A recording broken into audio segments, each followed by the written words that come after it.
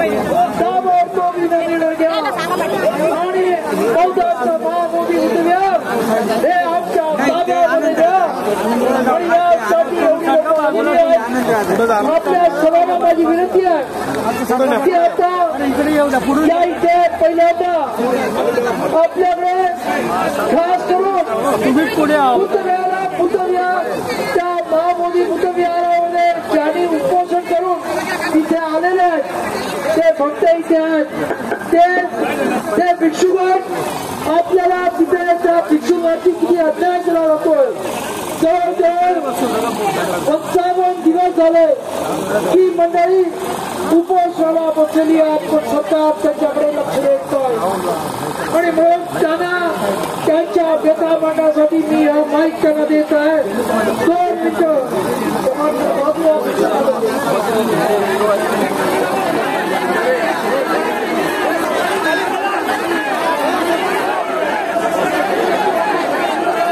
बोधगयामधून आलेले भिक्खू आदरणीय भंते यांनी पुढे यायचं।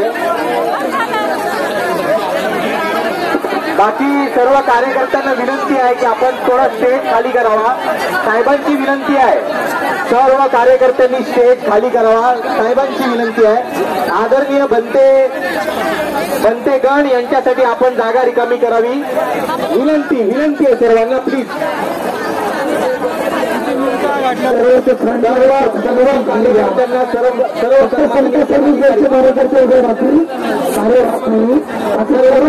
पदाधिकारी कृपया साहेबांच्या विनंतीचा मान ठेवावा सर्वांनी आणि ते थोडासा खाली करावा अशी विनंती करतो मी।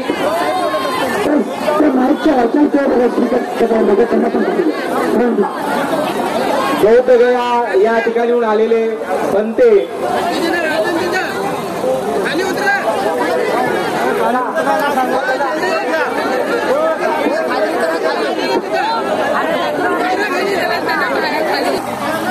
आनंदराव साहेबांनी जो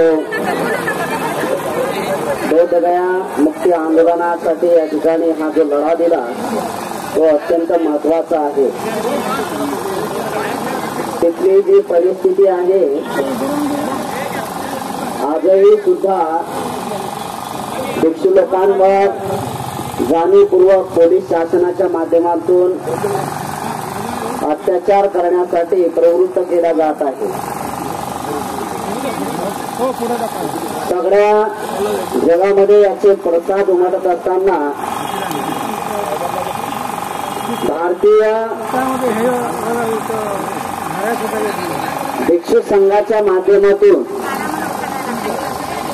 जी एक सुरुवात झाली होती ती सुरुवात पुन्हा या ठिकाणी जन आंदोलनाच्या माध्यमातून व्हावी। हा एक अत्यंत महत्वाचा लढा प्रामाणिकपणा बुद्धाच्या शांतीच्या मार्गाने जात असताना आपण सगळेजण सहभागी झाला। बुद्धगया ऍक्ट 1949च्या कायद्याचा जो रद्दकरणाचा भाग जो आहे तो अत्यंत त्या काळी सुद्धा 1891 पासून सुरू करण्यात आलेला होता। तो अनागारिक धम्मपाल यांच्या माध्यमातून जाणीवपूर्वक अनागारिक धम्मपालांनाही सुद्धा या ठिकाणी मारहाण केल्या गेली होती। तो लढा सतत सुरू ठेवण्याचं काम या ठिकाणी केलं गेलेलं आहे। काही लोक या ठिकाणी जाणीवपूर्वक बुद्धाला विष्णूचा अवतार या ठिकाणी असं मानले जातात किंवा विष्णूचा अवतार आहेत असंही त्या ठिकाणी बोलतात। आमच्या त्या लोकांना सगळ्यांना प्रामाणिकपणे सांगणं आहे की तुम्ही जर भगवान बुद्धाला विष्णूचा अवतार असं जर म्हणत असाल तर त्या ठिकाणी भगवान बुद्धाच्या मूर्तीशिवाय इतर मध्ये लोक बसलेली आहेत कारण ती चालत आली तर आपण पण पुढे उभे असलेले बसून घ्यावं म्हणजे त्यांना दिसेल काय। आणि तुम्ही एवढ्या कचडी कशाला जाऊन बसा ना बाजूला बसा इथंच काय एवढा कचडी मला कशा होतं कारण तिथे लोक बसलेली आहेत आणि इथे समोर लोक असल्यामुळे काही दिसत नाहीये।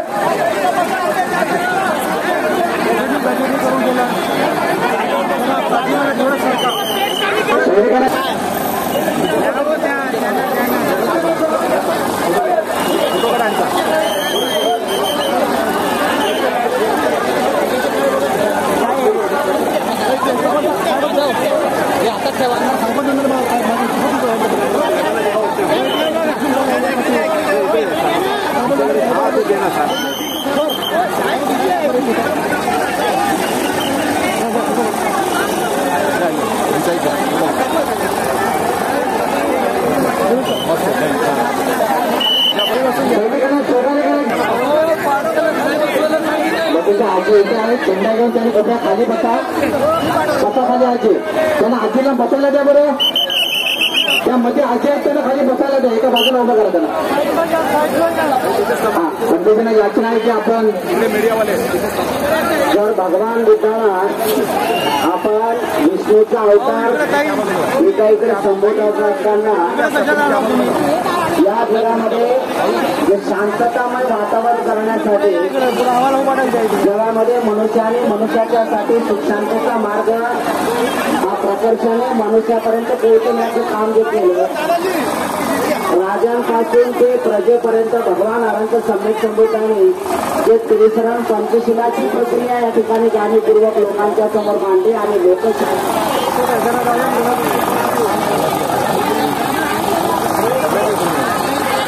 तर आम्हाला तुमचा हा काळ तेव्हाच घडला होता की तुम्ही फक्त आणि फक्त पैसे लुटण्यासाठी या ठिकाणी बुद्धाला कब्जामध्ये करून ठेवण्याचं काम करत आहात आणि म्हणूनच आहे जाणीवपूर्वक बाहेर देशातल्या जो काही निधी या ठिकाणी बुद्धविहारासाठी येतो जागतिक बुद्धविहाराच्या निर्मितीसाठी हा अधिक डेव्हलप व्हावा आणि लोकांना सुखशांतीचा मार्ग अधिक बुद्धाच्या या ज्ञान प्राप्तीच्या केंद्रातून लोकांपर्यंत पोहोचावा यासाठी जे काही तिकडची आमदनी येते हे टल्ला मारण्याचं काम हे लोक जाणीवपूर्वक करत आहेत आणि याच्यावरच यांचं राजकारण पुढे येताना आपल्याला स्पष्ट दिसत आहे म्हणून हा मुक्ती आंदोलनाचा भाग त्यांना नष्ट करण्यासाठी जाणीवपूर्वक भिक्षूंना काही टार्गेट करण्याचं काम केलं आजही सुद्धा पोलीस शासनाच्या माध्यमातून त्या भिक्षू लोकांना रात्री अपरात्री आपल्या जागेहून उठून घेऊन जातात आणि लोकांचं टॉर्चर करण्याचं काम केलं जाते त्यांना त्या उपोषणामध्ये बसण्याची मनाई करण्यासाठी प्रवृत्त केला जाते हे असणारी इथली मनुवाद्यांची मानसिकता आपल्याला जर हाणून काढायची असेल तर आपण सगळ्या बौद्ध लोकांनी भारतीय लोकांनी विशेषतः बहुजन समाजाच्या लोकांनी सुद्धा हा एक आदर्श निर्माण करण्यासाठी आणि प्रत्येकाचं अस्तित्व प्रत्येकाच्या ताब्यात देण्यासाठी प्रयत्न करणं हे गरजेचं आहे जाणीवपूर्वक ही जी गोष्ट आपल्या समोर मांडण्याचं काम केल्या जाते शिवाजी महाराजांपर्यंत या ज्या काही गोष्टी निर्माण होतात आणि शिवाजी महाराज सुद्धा सम्राट अशोकाची एक कार्यपद्धती आपल्या समोर ठेवत असताना ती कार्यपद्धती स्वराज्यामध्ये पूर्णतः प्रस्थापित करण्याचं काम केल्या जाते आणि शिवाजी महाराजांनी अगदी जाणीवपूर्वक सम्राट अशोकाची कार्यपद्धती महाराष्ट्रामध्ये रुजवण्याचं काम केलं आणि इथल्या लोकांना ती कार्यपद्धती लोकांसाठी एक अधिकार समान अधिकार असावा याची जी पेरणी या ठिकाणी शिवाजी महाराजांनी केली तिथे जाणीवपूर्वक शिवाजी महाराजांनाही सुद्धा बदनाम करण्यात आलं आणि त्यांना या ठिकाणी भीक देऊन मारण्याचं काम केलेलं आहे कारण या शिवाजी महाराजांच्या राज्य कार्यामध्ये सुद्धा पंचशिलाचा अंतर्भूत पाया या ठिकाणी तुकोबारायांनी मांडला आणि तुकोबारायाची शिकवण सुद्धा ती अत्यंत महत्वाची होती आणि वारंवार ही जी जाणीवपूर्वक आपल्याला प्रतिमा निर्माण करताना दिसतात की आपण लोकांपर्यंत पोहोचण्याचं काम केलं पाहिजे हे त्या वेळेची क्षमतेचं वातावरण निर्माण करण्यासाठी जे बोधिसत्व किंवा जे महापुरुष जन्माला येतात त्या महापुरुषांना इथं हाणून पाळण्याचं आणि बदनामी करण्याचं षडयंत्र इथल्या मनुवादी लोकांनी सुरू केलेलं आहे कालांतराने सुद्धा बुद्धाला बदनाम करण्याचं काम केलं पण अनेक देशातल्या जागरूक बौद्ध लोकांनी याकडे पाठ म्हणून बघितलेलं नाही जाणीवपूर्वक पुढे ओढून बघितलं आणि तो संघर्ष या ठिकाणी कालांतराने गेलेला आहे हाच संघर्ष आजपर्यंत येऊन ठेपला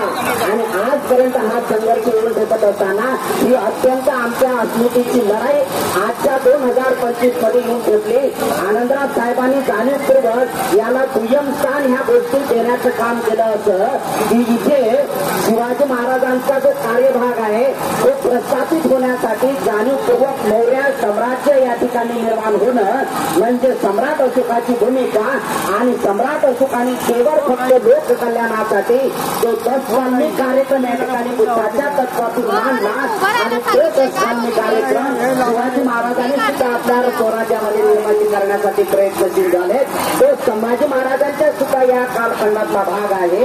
एकंदरीत हे चळवळ उभी करण्यासाठी एका क्षत्रियाने, एका राजाने आणि एका बुद्धिस्ट राजाने दुसऱ्या बुद्धिस्ट राज्याचा आदर्श घेतला आणि इथं पुन्हा मानवतावाद निर्माण करण्याचं काम केलं.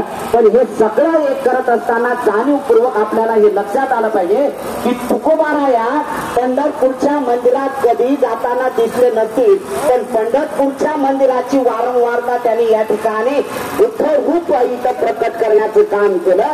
कारण पंढरपूरचं मंदिर आणि बुद्धगयाचं हे मंदिर हे दोन्ही प्रतिमा एकच आहे. कारण महारक्षित ज्यावेळेस या ठिकाणी आले त्या महारक्षिताने या पंढरपूरची निर्मिती केली. आणि पंढरपूरची निर्मिती केली असताना तिथं दुसऱ्या बुद्धाची प्रतिस्थापना केली. कारण इथला कन्नड भाग जो आहे तो कन्नड हा जो केरळचा भाग पर्यंत जातो, हा महाराष्ट्राचा मुख्य प्रमाणातला भाग येतो. इथे सुद्धा तेच बुद्ध विचार या ठिकाणी मांडण्याचं काम केलं. इथेही सुद्धा मोठ्या प्रमाणात आंदोलन येते. हा लढा केवळ फक्त बुद्धविहार मुक्ती आंदोलनाचा नसून याच्यानंतरचे आनंदराव साहेबांच्या माध्यमातून ज्या ज्या लोकांनी विशेषतः भटा ब्राह्मणांनी जे काही आमचे विहार हडप करण्याचा प्रयत्न केला त्या ठिकाणी हा आंदोलनाचा भाग याच्यानंतर मोठ्या प्रमाणात आम्ही भेटून धरू. त्यासाठी भिक्षू संघ हा त्यांच्या पाठीमागे मोठ्या प्रमाणात उभा राहील. ही आंदोलनाची प्रक्रिया पूर्ण करण्यासाठी आपलंही सुद्धा सहकार्य तेवढंच महत्वाचं आहे. मी आपल्या सगळ्या तमाम जनतेला, भारतवासीय लोकांना आज सम्राट अशोक जयंतीच्या माध्यमातून लाख शुभेच्छा देतो, जयंतीच्या शुभेच्छा देतो. आपण शांततापूर्ण हा व्यवहार या ठिकाणी करावा आणि पुन्हा इथे बुद्धाची वाणी घोषावी, पुन्हा इथं बुद्धाचे विचार या ठिकाणी प्रस्थापित व्हावे, यासाठी चळवळ मोठ्या प्रमाणे उभी करावी एवढं सगळ्यांकडून अपेक्षित करतो. या ठिकाणी बोलायला जे संधी दिली त्यांच्याबद्दल धन्यवाद व्यक्त करतो. मी आनंदराव साहेबांना विनंती करतो की त्यांनी बाबासाहेब आणि भगवान बुद्ध यांना हार अर्पण करावे. धन्यवाद. जय जय जय जय जय भीम. जय जय जय जय जय भीम. आनंदराज आंबेडकर साहब आगे बढ़ो. आनंदराज आंबेडकर आप आगे बढ़ो. डॉक्टर आंबेडकरांचे आंतरराष्ट्रीय आंबेडकर साहेब बुद्धांना पुष्पाने पूजा करत आहेत. सर्वांनी जोरदार भगवान बुद्धांच्या घोषणा करत तथागत भगवान गौतम बुद्धांच्या, भगवान गौतम बुद्धांच्या, भगवान गौतम बुद्धांच्या. या ठिकाणी महाराष्ट्राचा आराध्य दैवत छत्रपती शिवाजी महाराज त्यांच्या छत्रपती शिवाजी महाराजांचा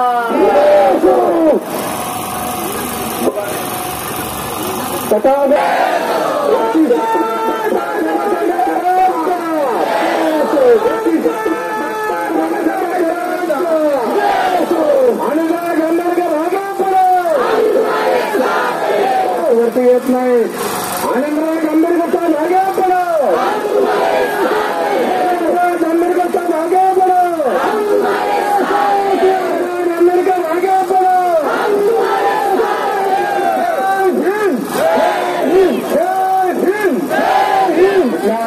महाराष्ट्र राज्याला कानामध्ये ऐकायला जायचे कोण इथे आले ते सर्वांनी जोरदार घोषणा द्या. जगातील अखंड धम्मशक्तीचा, जगातील अखंड धम्मशक्ती